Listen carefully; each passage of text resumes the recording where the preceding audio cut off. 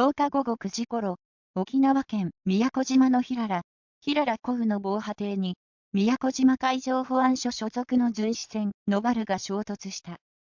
第11管区海上保安本部那覇市によると、乗組員15人全員が重軽傷を負った。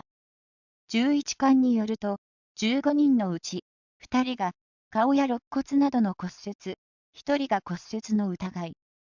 残りの12人は打撲や捻挫など、全員、命に別状はないという。のは、全長46メートル、幅7.5メートル、195トン。2011年4月に宮古島海上保安署に配属された。事故当時は、夜間パトロールを終えて、平良港に寄港中だった。船首部分が損傷して浸水しているが、沈没の恐れはなく、油の流出も確認されていないという。防波堤は、港の沖合にあり、衝突したのは、港から北北西に約4キロの地点。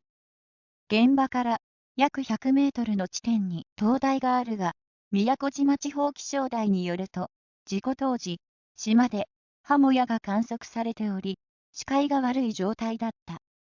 11管が衝突の原因を調べている。